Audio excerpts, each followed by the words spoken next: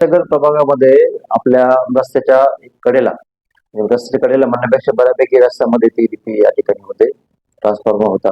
तर तो वाहतुकीला अडथळा करत होता. आजूबाजूचे जे काही व्यापारी आहेत त्यांच्यासाठी जी सुविधा त्या ठिकाणी हवी होती टॉयलेटचे ते जागेसाठी थोडा अडथळा निर्माण होत होता. त्याच्यामुळे ती डीपी आपण एक बाजूला या ठिकाणी शिफ्ट केली.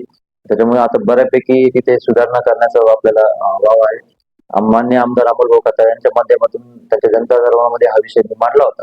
त्याच्यानंतर अमोल भाऊ ज्यावेळेस गणेशनगर भागामध्ये भेटीसाठी आले होते त्यांना हा सगळा प्रकार त्या ठिकाणचा तो प्रकार मी त्या ठिकाणी निदर्शनास आणून दिला होता. त्यानंतर त्यांनी यावरती कारवाई केली, फॉलोअप घेतला. त्याच्यानंतर त्या पूर्णपणे आपल्या सीओ साहेबांच्या ते त्यामध्ये अत्याधिक हा विषय त्यांनी पूर्णपणे मार्गी लावून आणि एमएससीबीला हव्या त्या सूचना देऊन त्यामध्ये हा प्रश्न आज निकाली निघालाय.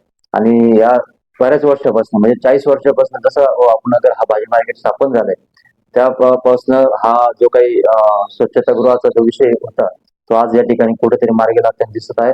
लवकरच एक महिनाभरात आता आचारसंहिता संपल्यानंतर तिथे ई टॉयलेट बसवतोय आपण. सर्व व्यापारी वर्गाची, महिला वर्गाची जे काही गिरायक आहेत आपल्या आजूबाजूच्या त्या परिसरात जे येणारे नागरिक असतील, वयस्कर नागरिक असतील त्यांची सर्वांची या ठिकाणी जी गैरसोय आजपर्यंत होत होती ती या ठिकाणी पूर्णपणे दूर होणार आहे. त्याच्यामुळे सर्व आज आम्ही काम करतोय, कालपासून तिथं थांबलोय. सगळ्या नागरिकांच्या प्रतिक्रिया, व्यापाऱ्यांच्या प्रतिक्रिया खूप चांगल्या आहेत. तुम्ही चांगला निर्णय या ठिकाणी घेतला आणि आज ठिकाणी आम्हाला या ठिकाणी तुम्ही या ठिकाणी जे काही सोय करून देताय त्याच्याबद्दल सगळ्यांनी आभार मानले आमचे. आता पुन्हा